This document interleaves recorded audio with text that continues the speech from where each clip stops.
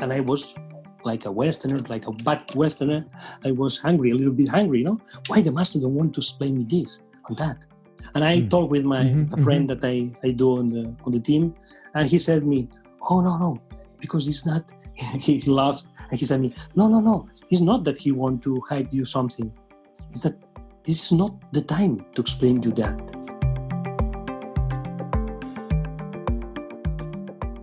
I'm Michael Max, and this is Geological. I had a patient who recognized that she needed more patience. She wanted it too, and she was a devout Christian. And she says this to me. She says, "I need patience, and I know better than to pray for that because I know how it goes. God isn't going to give me more patience.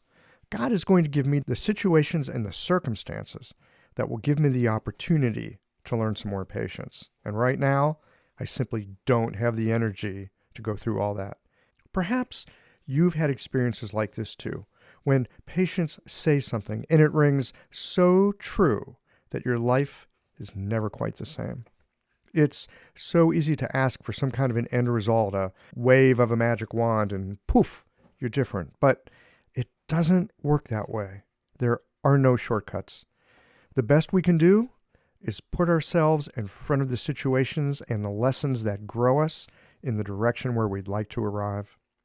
Like my patient, who knew that patience could not arrive through her current way of approaching life, there were some edges to be worn off, perhaps some stances of the heart and mind that needed to be dissolved or set to the side. The refined and matured aspects of our spirit can only arise by having been lived through. It's a curious habit of mind to grasp at a particular quality or experience as if it was unattached to the formative set of experiences and circumstances. It's like wanting a rose without the supporting bramble of thorns.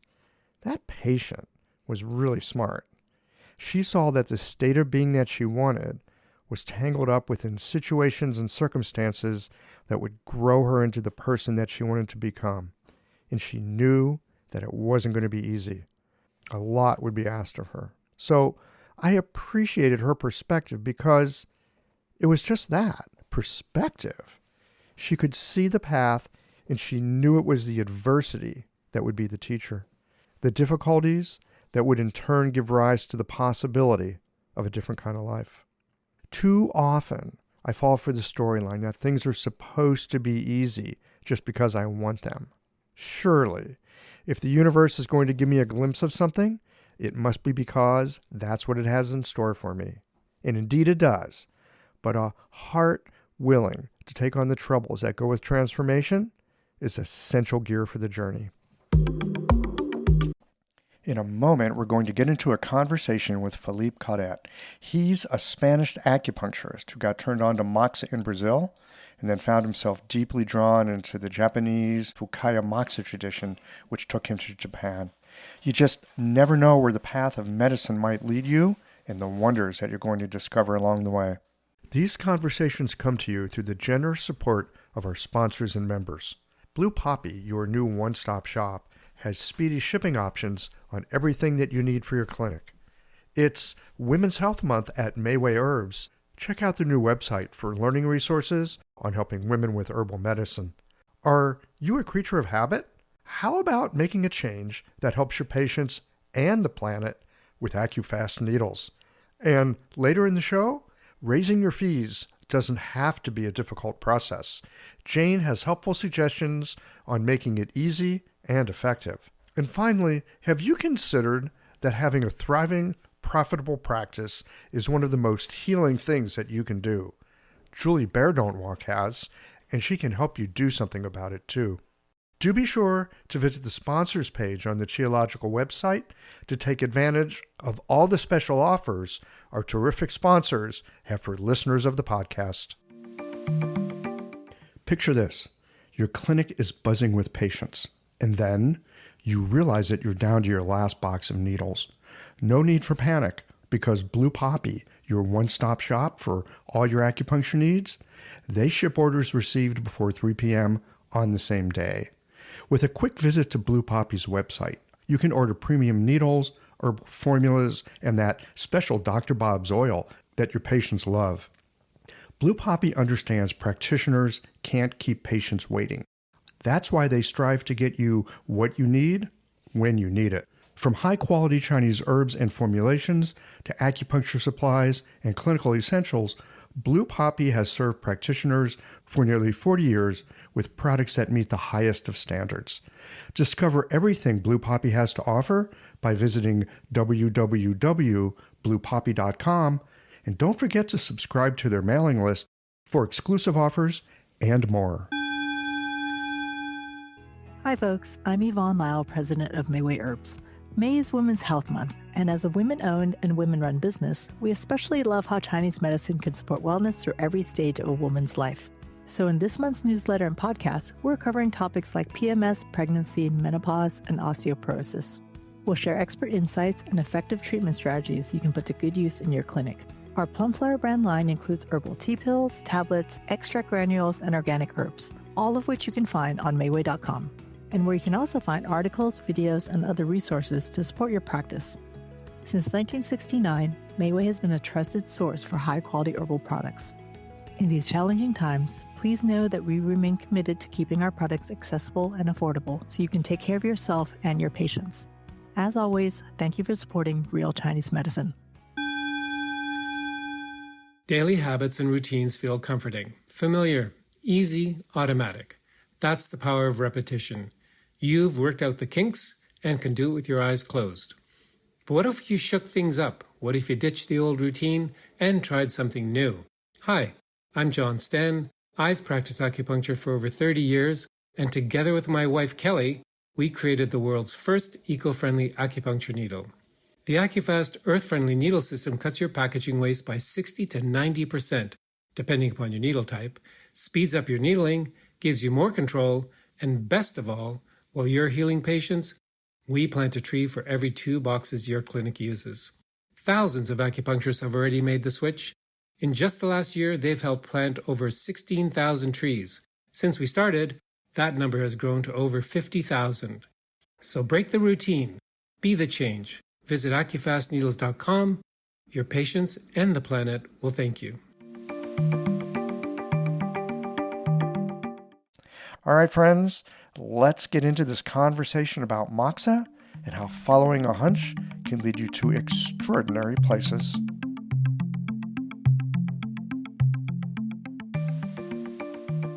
I love talking to people about moxa because moxa is one of those things that I have not used that much in my practice. I have very sensitive lungs, and very smoky moxa is something that I've just not been able to work with so much. And so it's an area of practice that's a little bit mysterious to me. And I was talking with our friend Oren Kaviti, and he was saying, "Oh, Felip has some moxa. You should talk to Felip." So here we are. I know you do some Japanese tradition. I'm curious to know how you found your way into doing the moxa that you do. Okay, that is very interesting what you say, because a lot of people don't know too much about the Japanese ideas on Moxibustion, because they are a little bit different than the Chinese ideas. Yes, that's what I've heard. It come from, it's no discussion about that Moxibustion born in China, and nobody discussed this. But really, the story changed when the Japanese import Chinese medicine and import all kind of techniques to Japan, because they develop in a different way, and just also historical questions. No, Japan closed its borders for two centuries, and it makes that all evaluates in a different sense. Then finally, Moxibustion becomes a very popular therapy, not only for the practitioners, also the people in home practice. And at the same time, certain techniques, very special, evaluate in a high level until I arrive to create a specialist of Moxibustion. Then usually we talk and we consider Moxibustion as a complement of acupuncture. It is the most usual idea. But really the Japanese arrived to a level of development that made that they create the figure of the specialist. someone who only do Moxibustion. Well, this is my case. Nowadays, I am only a Moxibustionist. That before I was practitioner of acupuncture. Also, I am physiotherapist. I will explain you a little bit more later. Were you first an acupuncturist or were you first a physiotherapist? Well, my story is a little bit strange. I don't know. Really? You want to listen to this? You're an acupuncturist and you do Moxibustion. You have a strange story. I am shocked. Yes. But I think that then possible you or the audience don't imagine when I say strange. Evidently, everyone feels his story as different than the others, no? But it's a little bit special. Yeah. And what happened? It begins when I was born, I have to say. Yeah. You know, I was born close to Barcelona, 200 kilometers to Barcelona in Spain. I don't know if you have been, but I recommend you. Yes, I would love to come visit. Yeah, and this is a region called Catalonia. Mm-hmm. Then the south of Catalonia, my region, is a very special place because this is the end of a river. There is a big delta, and there is, you can imagine the landscapes, fields of rice, open spaces, the sea, because just the sea is there. Then at the same time is a special place in the sense of the esoteric believings. I mean, we have a lot of traditions about some kind of knowledge and some kind of predestinations. Okay, and that is my case. I have to say you, and I know that it's a little bit strange to listen to hear the first time. Then, well, my mom always explained that I was crying inside her. She listened to me crying inside her days before my birth. Mm-hmm. And in my tradition, it means that the children that are able to do this or who do this are children that are predestinated to heal the others, because physically they cry because they can feel the suffering of the people. Uh-huh. So you were born into this. Yeah. Imagine it's like a kind of God's gift, something like this, okay? Then you have a special skill for heal the others. Then you can imagine that I pass all my childness, well, healing my neighbors, healing my family, healing the friends, and it was a little bit stressing for me, because you can imagine a child doing this, and not only a child. I do this for a long time until I was a teenager. So when you were a child, yeah, and you recognized that you had this sort of skill or ability to heal others, were you aware of it at that time? Is this something that was conscious in any way? Oh, well, for me, it was normal.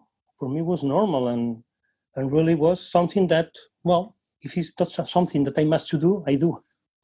You know? Then it was natural, not strange. What is stressing? Because I feel the whole heart is to take care of the others. Mm-hmm.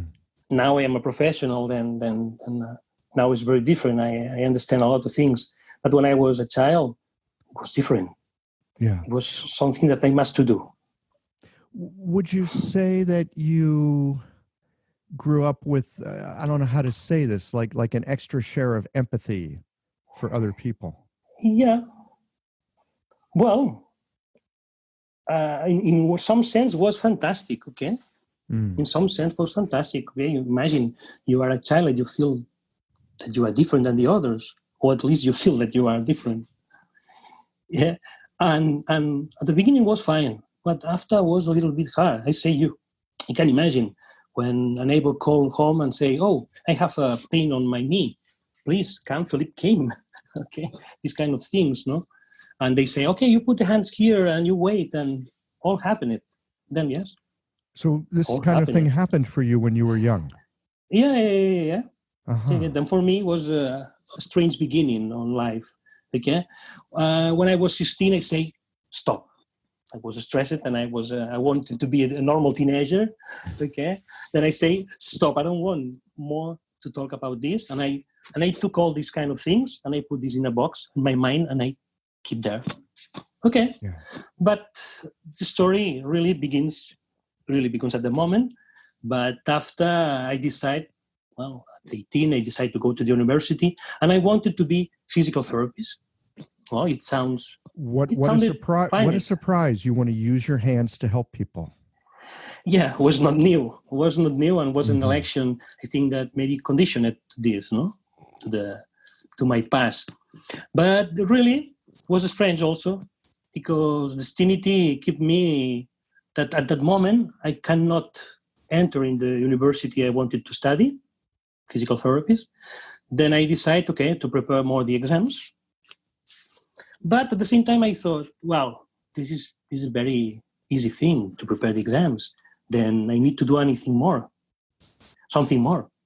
Then I took a newspaper, and I opened a newspaper, and in the newspaper, I found an advertisement about the school of acupuncture and naturopathy. I say, wow. For me, it was very, very exotical. You can imagine. I came from a little city, very conservative.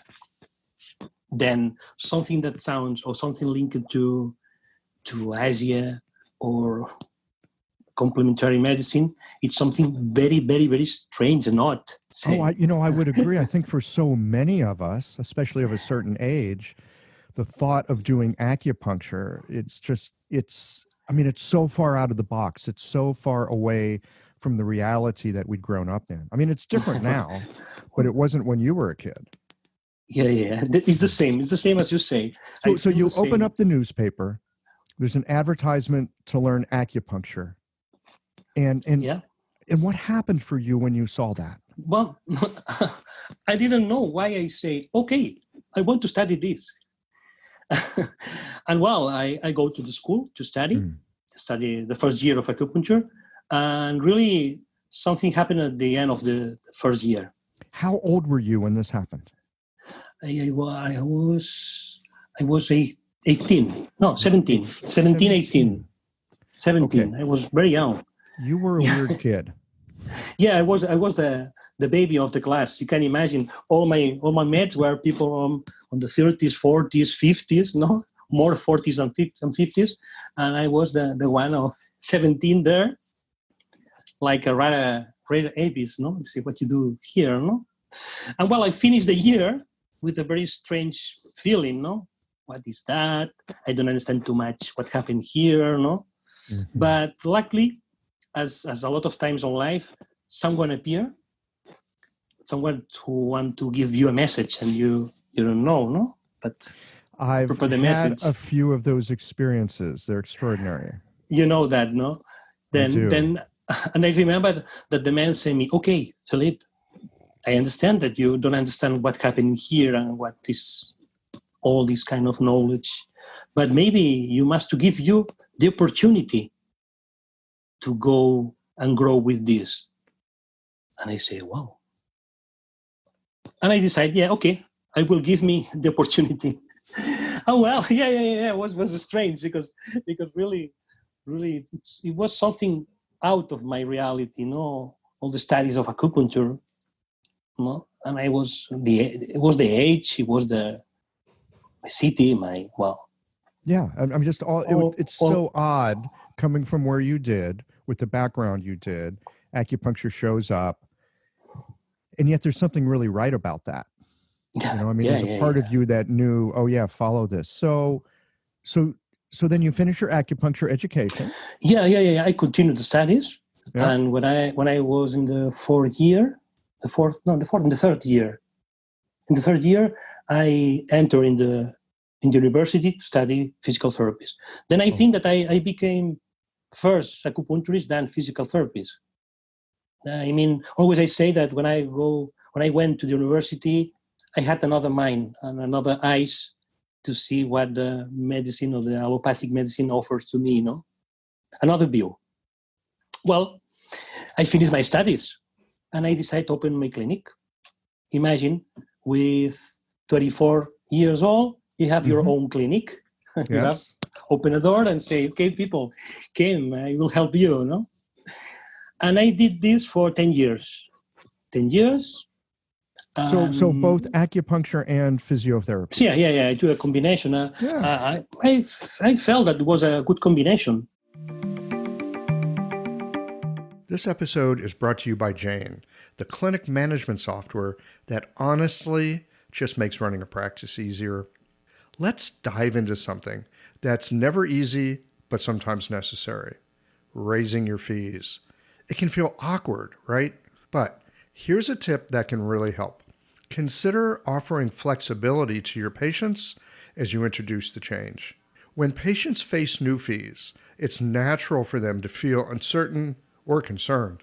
That's where flexibility can really make a difference. Offering options like a phased increase, suggesting a payment plan, or even taking a moment to talk things through can help to ease the transition. These thoughtful gestures show your patients that you're listening and care about them, which strengthens the trust you've worked so hard to build. If you're looking for more ideas on how to navigate these kinds of changes, head to frontdesk.jane.app and check out the article, How to Tell Clients You're Raising Your Fees.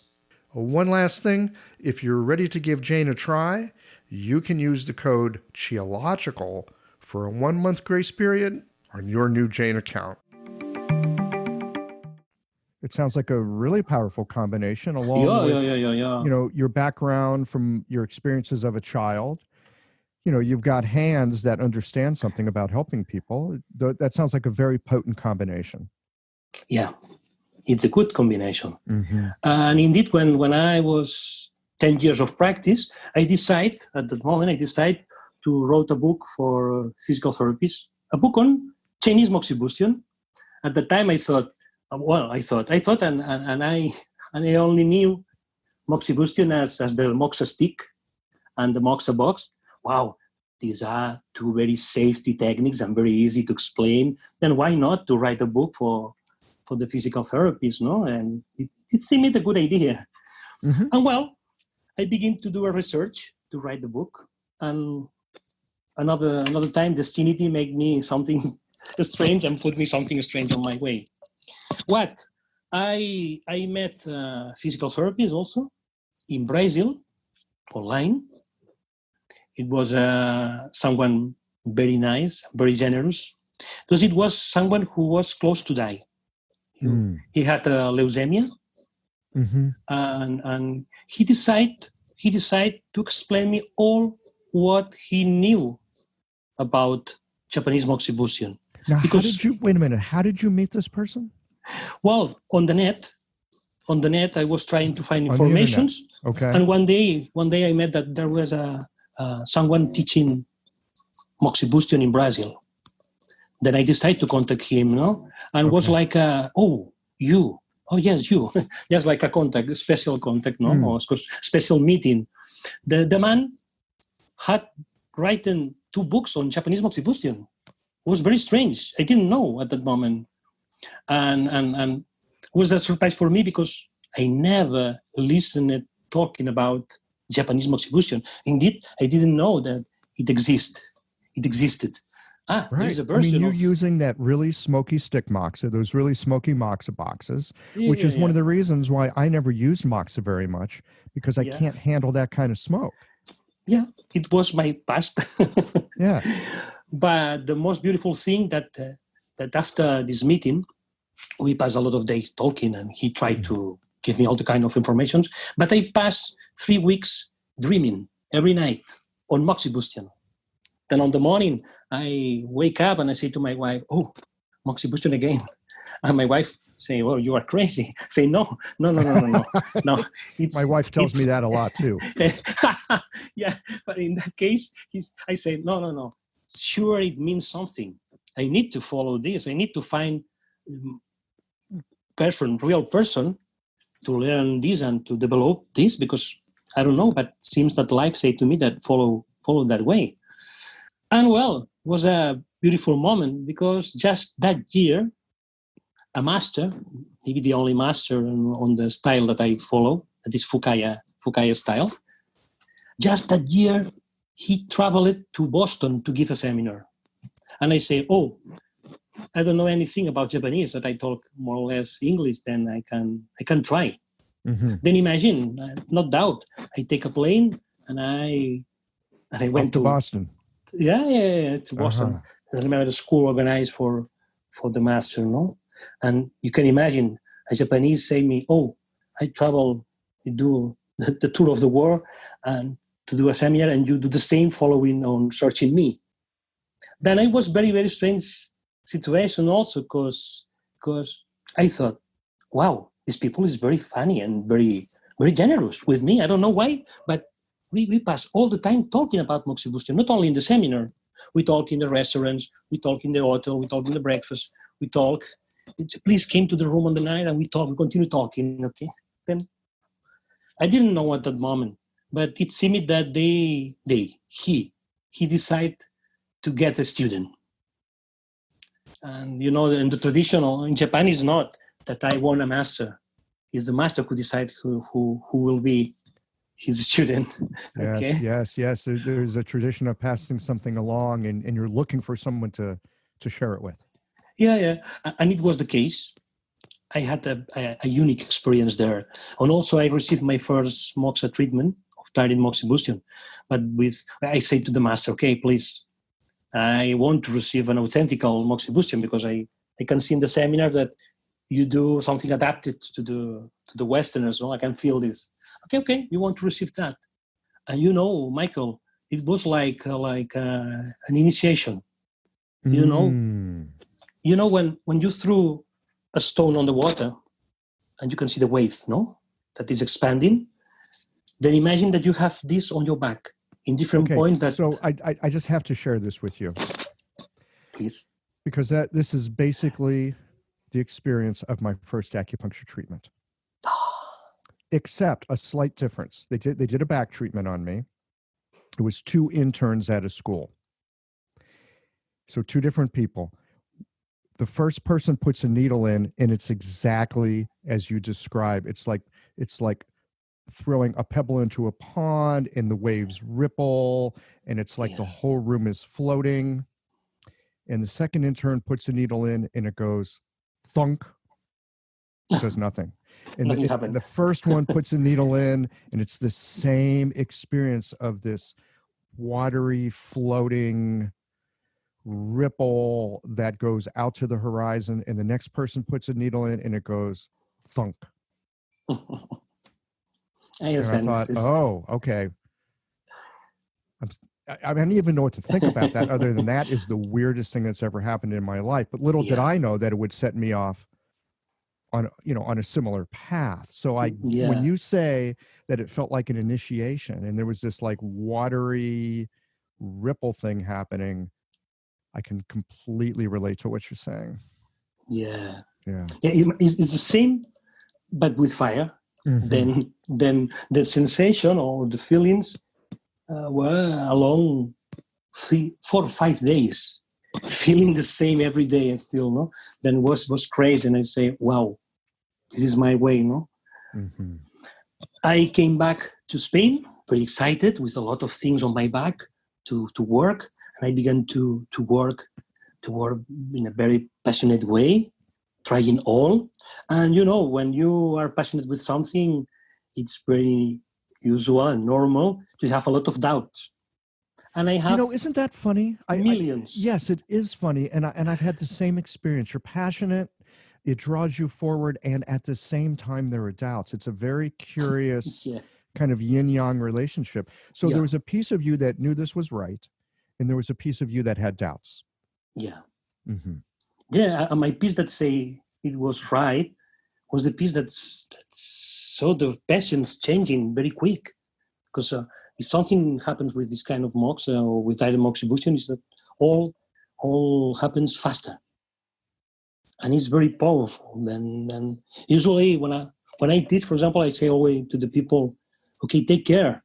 The most difficult thing is not to do Moxibustion, is to stop. Just to understand when you must to stop, because it's easy to do an over-treatment, it's easy to do something that is not right. Then, I had a lot of doubts at that moment. And I was alone. I was in Spain with not the possibility of contact with the Japanese sensei. And the only solution for me was to try to find my own answers. And I know that it sounds not, I don't know how it sounds, but not fantastic. But it was the only solution I had. But what happened? I continued working. At that moment, I wrote my first book, because also another thing that I took from the Japanese experience in Boston was the idea that really this kind of knowledge is disappearing. Still, there are people doing Moxibustion, millions of people. Mainly, people practice Moxibustion as a complement. Yes. Then the case of people who only is doing Moxibustion as a treatment is very few people doing this. You know, it's very few. I've got a friend who used to live in Japan. He spent a lot of time in Japan. And he talked about that you could go to a place and that's all they did. You would just go to get a Moxibustion treatment. Yeah. It was not a complementary thing. It was not an add-on thing. It was not something that, oh, I couldn't do this with needles, I'll try to do it with moxa. The only thing they did was moxa. Yeah. And this is what you're talking about. Yeah. I was fascinated with that. For the reason I wrote the first book, okay, to try at least to save this information for the world, because I felt that no lot of people was practicing in this way. Well, when my bag of doubt and my bag of my own answers were full, I cannot resist. I need to go to Japan. Then, but you don't talk in Japanese. What you do? What you will do? Say, no, but sure, I will find someone who translate for me. Yes. You know, I think this gets us through so many places in life. We see a path we want to go, or something opens up for us, and we look at it and go, that's impossible. But then you decide, you know what? It doesn't matter if it's impossible, because there's a way through it. I don't know what the way is. I'll find out as I go. It takes a little bit of courage, doesn't it? Yeah. And then I took the plane to Japan. Now, what did your wife have to say about this? Okay, well, you can imagine my wife at that moment was pregnant. Oh my gosh. With a baby. Yeah, it was terrible. It was very stressing for me because, Japan, if you are in the most traditional ways, you must to follow also some steps. It's not easy. It's not, I came to Japan and I want to visit you. Okay, this is not. Okay, you must to do appointments. Okay, you must to contact with the people before and introduce you. And evidently you must to say who you are, and as possible is someone who must to introduce you. No? Okay, then you can imagine I have a program, a big program for visit people. It was my first time in Japan. I was very excited. And suddenly the disaster of Fukushima, the nuclear central happens. 1 week before I travel. Then you can imagine the disaster, the news were terrible. My wife was pregnant, waiting our son. Then what you will do? What you will do? All the people said to me, "Oh, Felip, you must not to go. In your situation, you must be in home." But fortunately, my wife say, "Okay, Felip, you can do what you consider. No problem. If you consider you must to go, you go." Really. Finally, I decided not to go. Yeah. I decided not to go. And you can imagine for me what it meant, what it meant. All the appointments and all the project prepared for a long time and all the work done. And now I cannot go. Then I decided to say, excuse me. And I sent a lot of letters saying, okay, I'm sorry, but I cannot. The situation make me postpone, put and later I will come. And fortunately, all the people received that fine. All the people say, okay, no problem, Felip. We wait you. And it was that. Some months, 2 months after, when all seemed controlled and my baby was in the world, I traveled there. And then I traveled there. Yeah. And there all the story, all the Japanese stories begins in a strong way, in a strong way, I have to say, because I met the master, and I say, look at master, I have all these questions, and also I have all these answers that are my answers, but I don't know if is this true or not? I want that you said me if I am true. And he said me, oh, Felip, you had put words to something that we never put words. I mean, you find a way to explain our way of doing. Because the Japanese, you know that the Japanese teaching is based on observation. At least traditionally is with this. The master do, yes. and you observe during years. Very similar in China. Students hardly ever ask questions. Yeah. Your job is to observe and be able to do what the teacher does. And if you're lucky, later they'll talk to you about it. Yeah. Then it's a little bit similar in this sense, no? And then maybe one day the master authorizes you to practice something, to repeat, maybe to prepare something for him. And after years, maybe one day you can do. Well, it was not my case. I was alone in Spain, working, researching with all the knowledge that he passed me before. Okay? Then he was surprised. Okay? You had put your words to something that we never put words. Wow. And well, it made that if before they accept me and he accepted me especially, he was more strong. I mean, he decided more to teach me more things and to introduce me more things. And from that moment, we did a very deep relation. Then, well, this is the first part. So, I've noticed something over the years with certain teachers. They have a lot to share and they want to share it. Yeah. But if you don't have enough experience or you don't have the right mindset or you don't have the ability to take and understand what they have to teach, then they can only teach you to a certain point. Yeah. Because the limit is not them giving you information. The limit is you being able to assimilate and understand and comprehend and in some way make it your own. Yeah. So it sounds like you showed up in Japan having already done a piece of that work. You were kind of ripe for that situation. And you say a big truth, this one that you say, because really I remember this story, okay? I remember at the beginning staying with the master. He was explaining me something. But I feel strange Westerner feeling, okay? I felt that he was avoiding to explain me something. And I was like a Westerner, like a bad Westerner. I was a little bit hungry, Why the master don't want to explain me this and that? And I talked with my friend that I do on the team. And he said me, oh, no, because it's not, he laughed and he said me, no, it's not that he want to hide you something. It's that this is not the time to explain you that. And I say, oh my God. But why he don't know that it's my time and why he knows this, no? And it was very funny because I never did the question that I had to the master. Years before, one day, we were walking on the street in I don't remember if it was in Barcelona, because I invited him to teach, okay? Then we was walking and this story came to my mind. And also the question I had.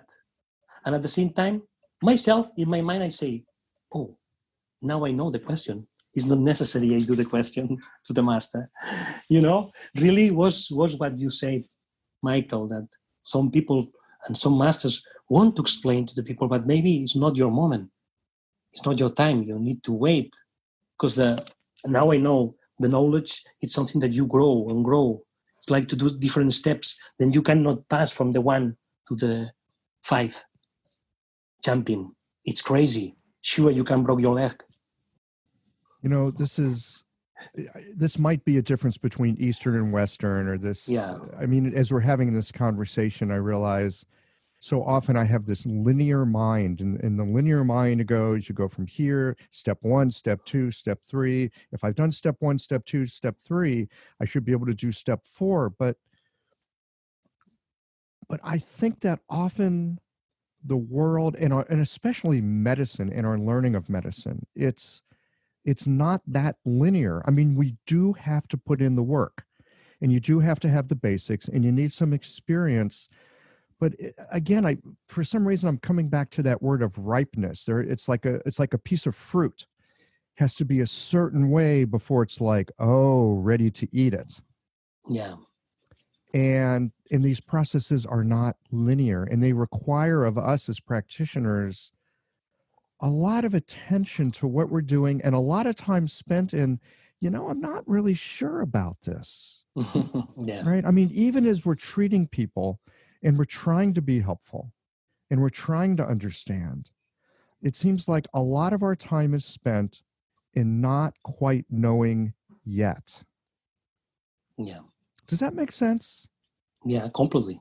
Okay. Completely. So then it leads to this question for me. When you know that you're in that space where you don't quite know, but you have to keep going forward, how do you manage to do that? Wow. You must to trust. You must to trust. You must to trust on you, on life, and on the others. Sometimes it's very difficult to trust on the others, But I think that people is nice.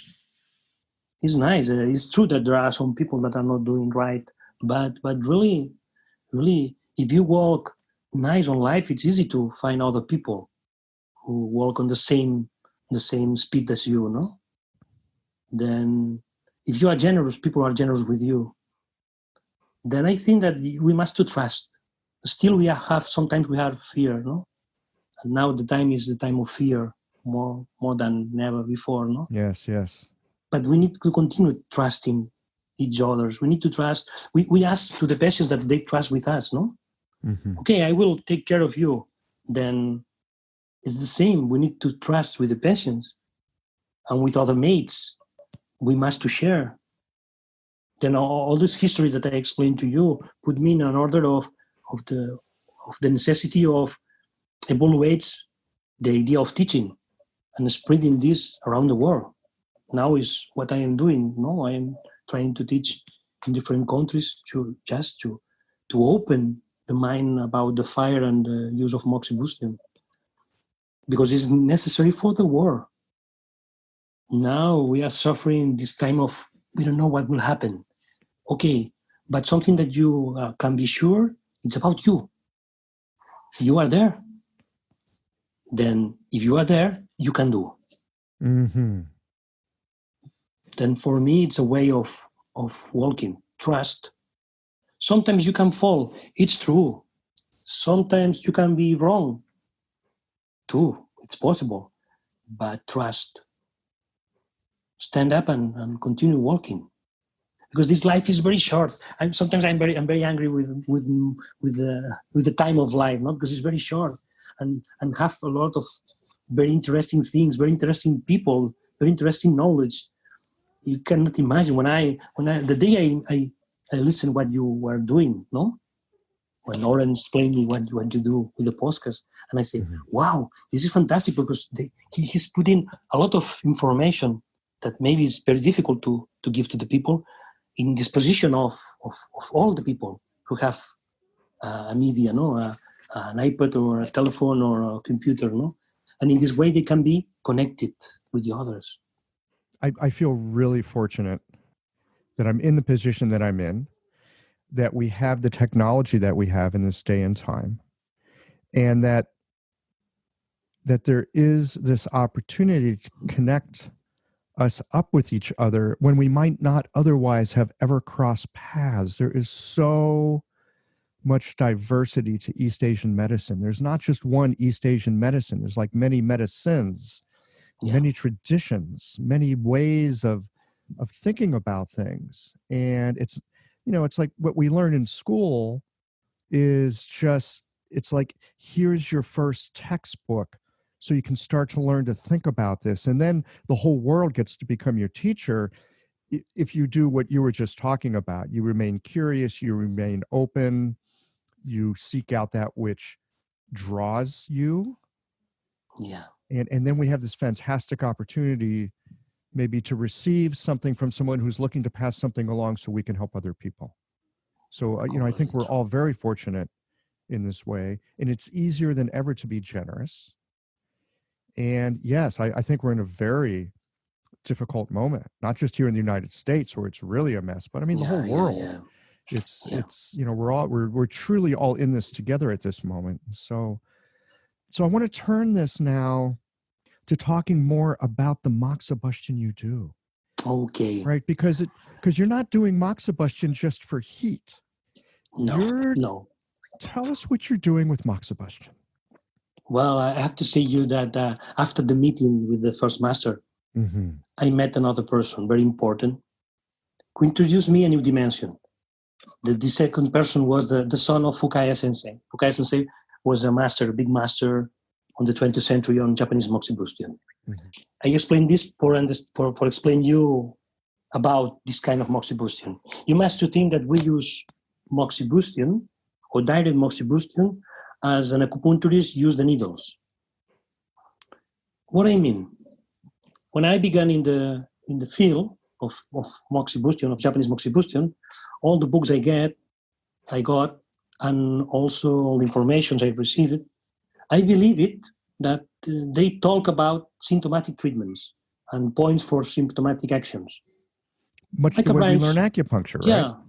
Yeah. And maybe it was my ignorance at that time, and I thought maybe I don't understand too much what the master say, and maybe I lost some information. But where is the point?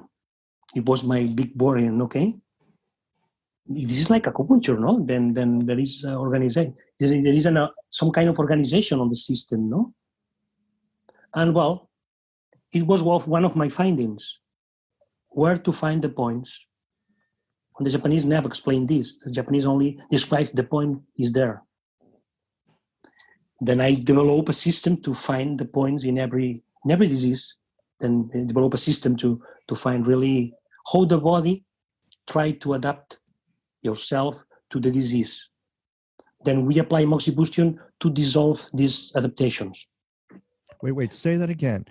The person has a problem because they're having an adaptation to the disease. The disease, their symptoms are the body's attempt to deal with the disease. Yeah. Your job with Moxibustion is to give them a different adaptation. No, is to recover the normality. Recover what is this? The normal function. The normal function, okay. Well, then I think that something that clarifies more that is the idea of the point. That we have a special idea about the point. Okay, this is historical. This is not me. It's historical. At the first time, at the beginning, the Japanese thought that the good point for direct Moxibustion. I have to say you that always I talk about direct Moxibustion. Okay, this is the main technique on the Japanese field. The other techniques are more complementary, I have to say. I'm sorry, say that again? Yeah, the other techniques are a complement. Then the main Moxibustion. The main technique in Moxibustion is direct Moxibustion. Opposite of how we usually do it here in the West. Yeah. Okay. It's very curious that. Then at the beginning, the Japanese thought that the good point for direct Moxibustion were the point which you touch and you feel something there. You feel a mass, you feel a density, a different density than the other tissues. And it is the good point, or it was the idea of a good point. After, with the time, it changed it evaluates to the idea that the good point were the painful point. The point that you touch and was painful. Okay, that's a good point. And finally, in the 20th century, and just was Fukaya Sensei, say to the people, okay, the best point, really the efficacy to get best results is when the point have the two circumstances. Have an induration, a density, and also has a reactivity. Then this is the perfect point. And what is really this kind of situation? This is stagnation of chi and blood. Then really, when we use direct Moxibustion, or at the beginning was considered for that, we are treating all the stagnations of chi and blood. Which is exactly what we talk about with acupuncture. Yeah. But it's very strong, the idea. We have someone on the history of Moxibustion of the 16th century, was a master called Goto Konsan, a Japanese, who developed some kind of law about the stagnation of chi. This man said us that it doesn't matter which kind of disease you have always have a stagnation of chi. Then for reestablish the health, for recover the health, you need to unblock, to disperse this stagnation of qi. Mm-hmm. And you know that qi and blood always go together. Having a thriving, profitable practice is one of the most healing things you can do as a healthcare practitioner. Because a robust business is the ultimate expression of vital qi. And that's the heart of our medicine. I'm Julie Bairdontlock, and I help practitioners grow nourishing, profitable, authentic businesses that embody the generative cycle of Chinese medicine. This isn't about all yang all the time. It's about expanding your own internal capacity, growing collaborative relationships with your patients for ethical patient retention, and marketing as an extension of this medicine, not a necessary evil. You already know that everything is connected in your patients' lives and bodies. The same is true for your business. When we align your systems, your schedule, your pricing, and your offerings with you, we create flow, which means more spaciousness, more impact, and more joy. When you are in the flow, fully resourced in terms of qi, time, and money, your business becomes a source of healing, not just for your patients, but for you. Let's grow something rooted, radiant, and real. Visit lifeflowconsulting.com to learn more.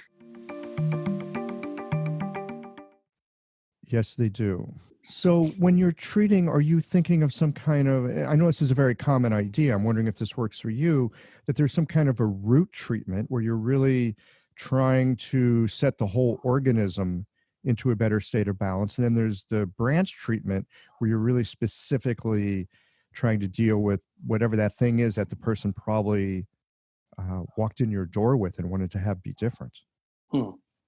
Then, yes, I say to you that we focus on treat stagnations of qi and blood, okay?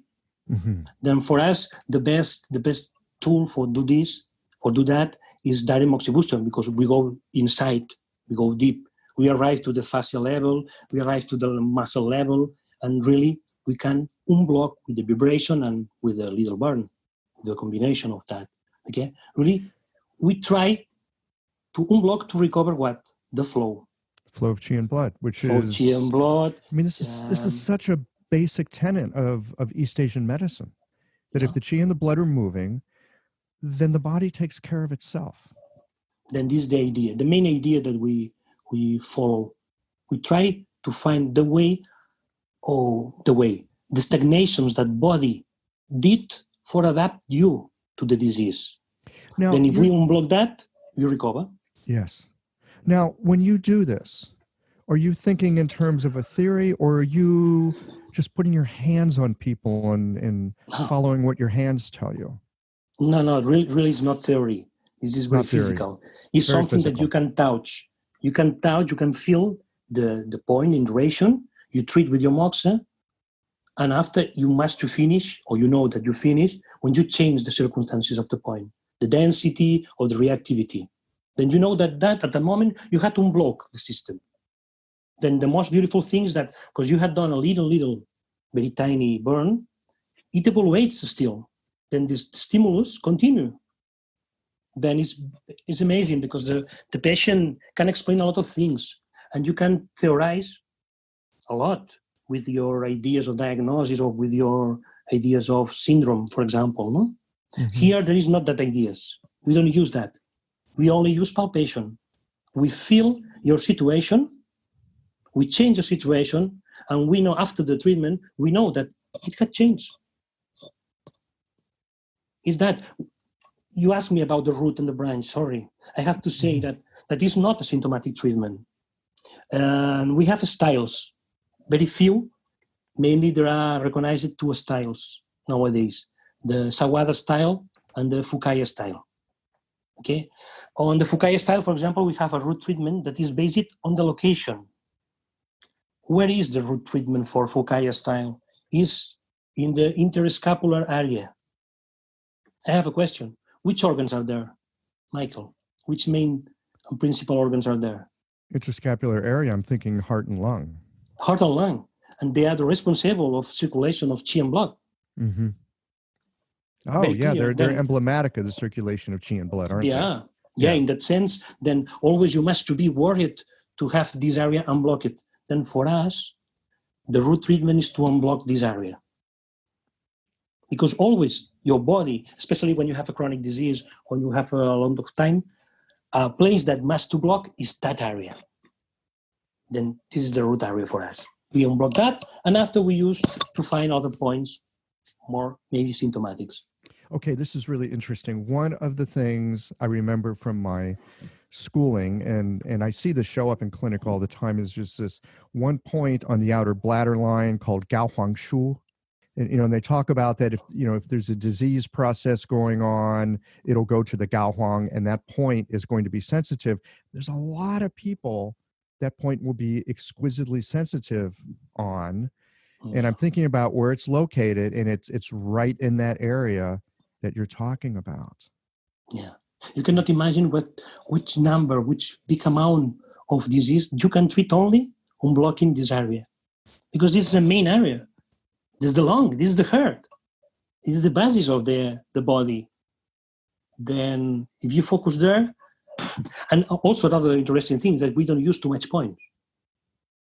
We use a reduction of points. At least we prefer use an average of 4-5 points, not more. Then the idea, this is one of the ideas of Fukaya Sensei, was you must to treat well the point. Mm-hmm. The point itself is not a good point. The point is a good time. It's a good point when you treat correctly the point. It's not about the number of points you use. It's about the quality of your attention to the points. Yeah. And discover evidently the main point in the question, no? Mm-hmm. Then palpation here is very important. We don't understand Moxibustion without palpation. I mean, these kind of receipts that you can find on the books. This point is very good for that. Or you mox at that point for this effect. We must to go there. We must to feel what happened on the point. And in relation to what we find on the point, we decide the technique. For example, this direct Moxibustion is very clear for this kind of unblocking the stagnations of chi and blood, okay? But if you go there to the point and the point is empty, you will say to me, Felip, it's empty. If it's empty on the surface, we need a supplement technique. In that cases, we will use invalid Moxibustion. So wait, say that again. If the point is empty. Empty, for example, on the surface. On the surface, it's very important. On the surface, it's empty. Now, if you palpate deeper, maybe you'll find it's stagnated? Could be. Could be. I have to say, we have a basic concept. It helps you to understand. So you have to go in and really feel and see what's there. Yeah, no discussion. The most basic concept on Japanese medicine is the idea of Kyo and Jitsu, emptiness and fullness. This is yin yang, okay? This is very easy, okay? Mm-hmm. Then it's easy in concept. Yeah. Practice is a different thing. But in palpation, it's very real. I have to say, when you have an emptiness, it means that very close, you have to have a fullness. Sure. When you have an stagnation of chi and blood, you also have very close empty places. Because for creating a stagnation, you must to take the energy and the blood and the substances from other parts. Not disappear the energy. The energy only change the place and is stagnant in the place. Then you can have two options. You can treat the fullness or you can treat the emptiness. Then two different situations that you must to treat with different techniques, evidently. Yes. For this reason. And you could treat either one and the other should change. Of course. Yeah. Of course. Indeed, the traditional Japanese, they used to do only direct Moxibustion. And in that way, they treat the emptiness, treating the fullness of the stagnation. Nowadays, we know more techniques, then we can do combinations. I say you that nowadays I only treat with moxa. It was a decision 10 years ago when I began on the Japanese field of Moxibustion. I decided to left my needles.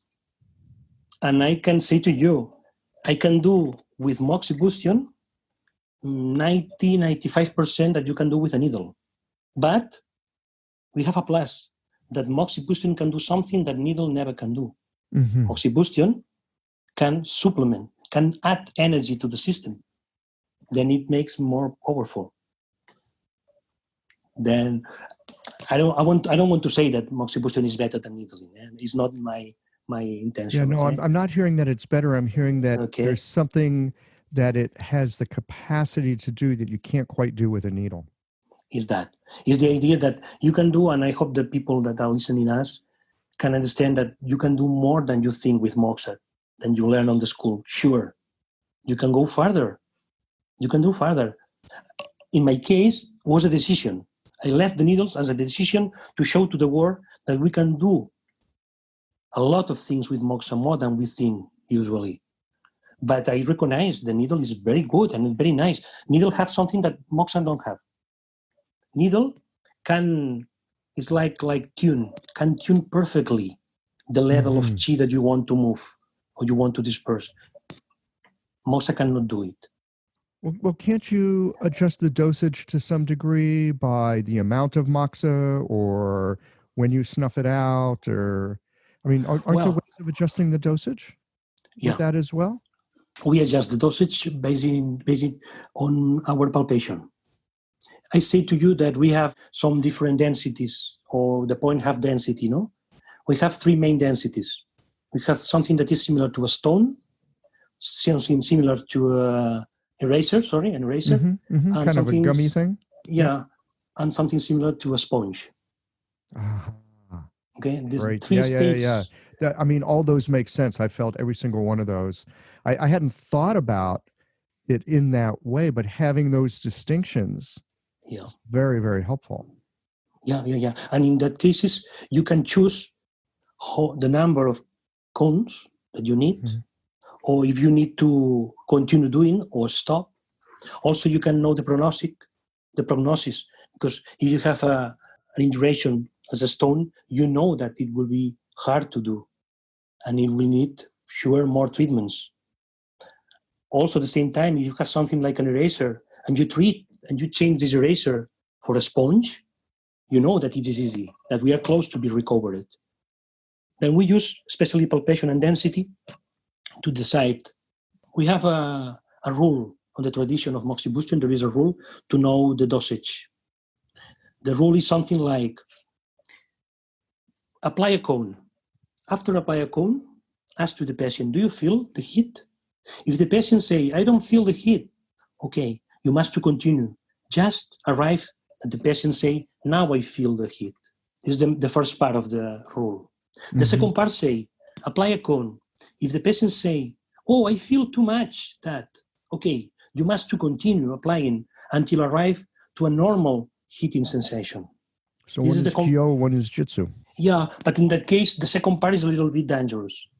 What happened?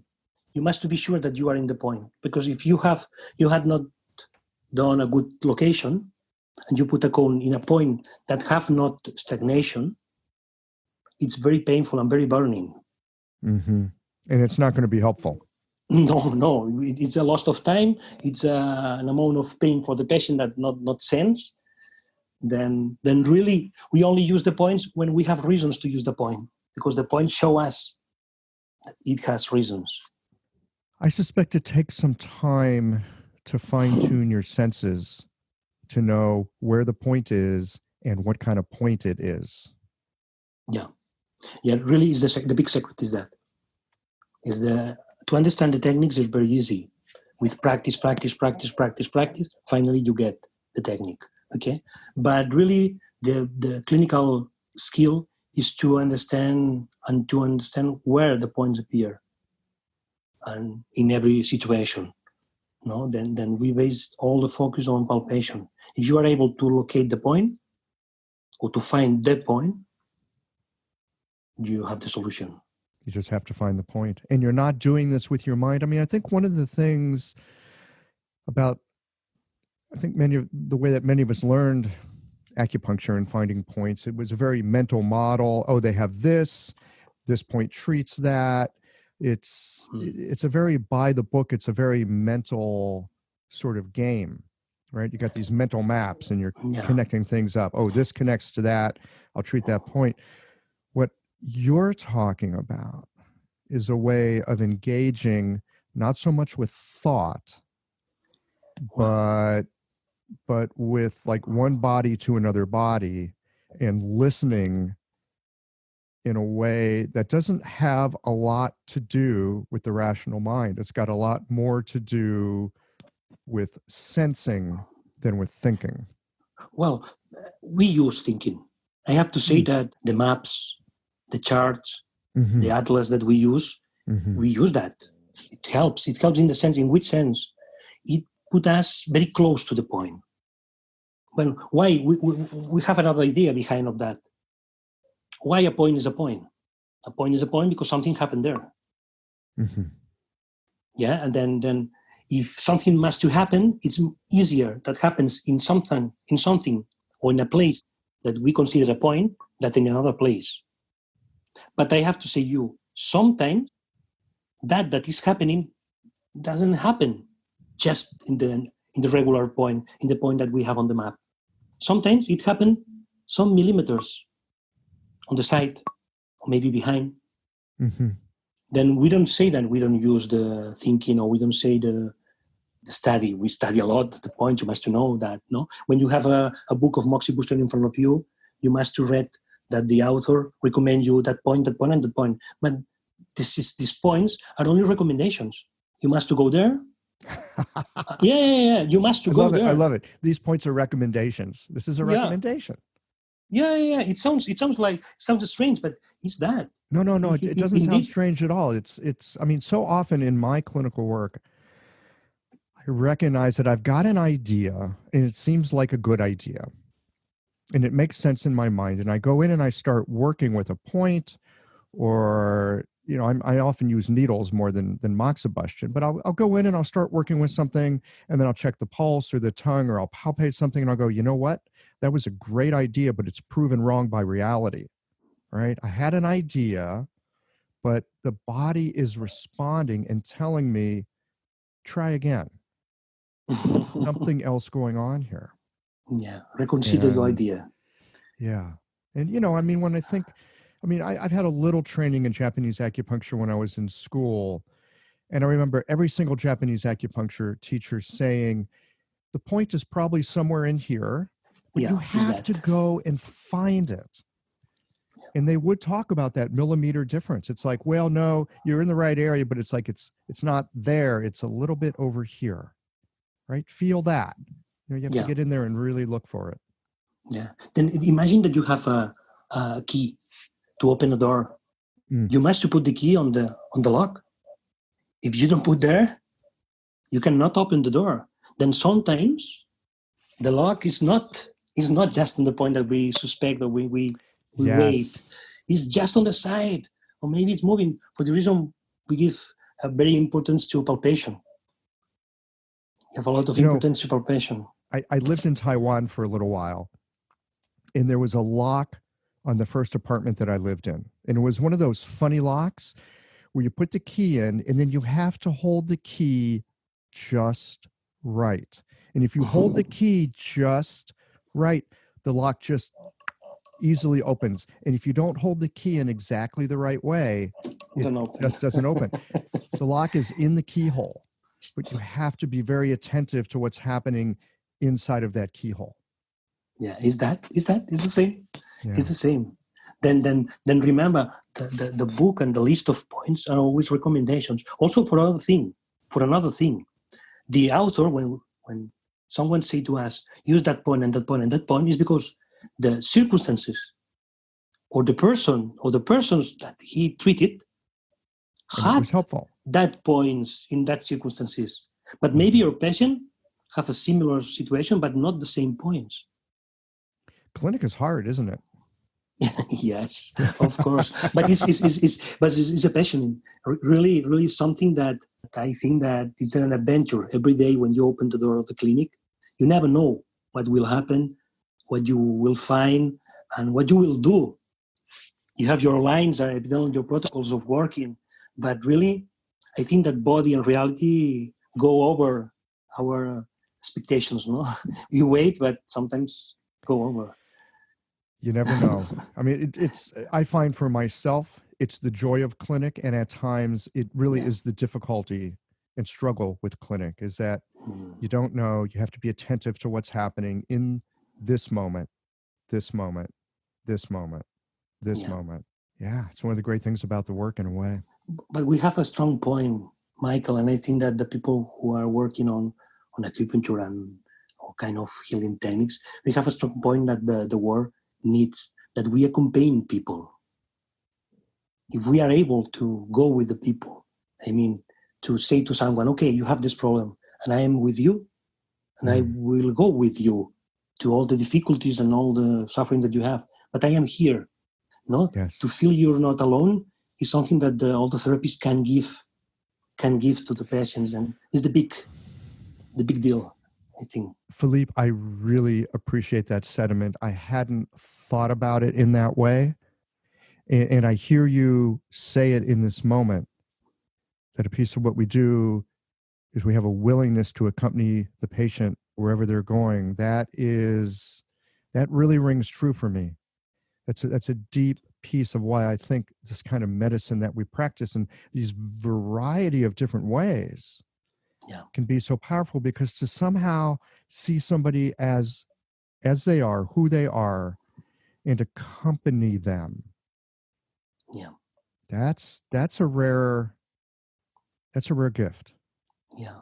Yeah. It is to pass from the mind, from the head to the heart. Yes. Is that the change, no? And if we are able to do this, all change completely. When we say, okay, we take care of the patients, we love the patients, we say that, no? But sometimes it only works. Really, you are doing that when you are accompanying the patient.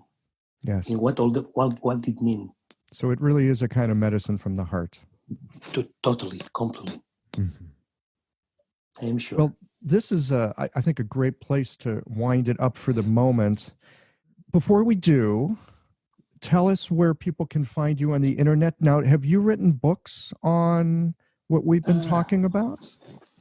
Yeah, I have written some books, but I'm sorry, but in Spanish now. In Spanish, in Portuguese, in French. But now I am working on my first translation of one of my books. I hope to have this one soon. It's a book about location of points with a string. It's a very old technique, Japanese technique. We take a string and we measure the body and we can get the point, the moxa point. And I hope to soon have the book. I have a website. I have two websites. Okay, I will put that information on the show page, and people can just go right to it and click. Are you teaching? I mean, if people wanted to learn more about the kind of work you do, is that a possibility? Yeah, I am teaching around the world. Mm-hmm. Then in theory now, 1 month ago, I had to be in Australia in English. I have to say, I told you about English teaching, okay? Then I hope one day to come to the United States. Sometimes someone take me. Indeed, I had an agreement to go that year, but with the corona, it was cancelled. But maybe in the future I will stay here in USA, and if not, I teach also in Barcelona, in Spain. Great, so we can go to Barcelona. Yeah, I like the yeah. Why not? This is it sounds good to me. Except I'm an American, and they won't let us into the EU at this point. Yeah, and I like the social media. Then I have an Instagram account, I have a Facebook account with my name, Felip Caudet. Then if the people want to enjoy moxa things, because I only talk about moxa, and also articles. I have articles published in the North American Journal of Oriental Medicine, the NIJOM, and also in the ACU, in the Osaka Journal. Well, in some kind of article of journals in English. Then I think that even it's not hard to find me. It's very easy. Okay, that sounds great. Again, I'll make sure that's all on the show notes page. Felip, thank you so much for this conversation today. Thank you to you. It has been a big pleasure, and I hope that something that people listen can be used to accompany more the people. Thank you. Well, here we are at the end of this episode. If you've listened up to this point, you're either a rabid fan of Qiological or the forward button on your podcast player stop working. If you are indeed a fan of the podcast, you can help us to bring new episodes to our community of practitioners by supporting us with a membership or a one-time contribution. Details, of course, are on the website. That's it for today, friends. Join us again next Tuesday for another thoughtful episode of Qiological.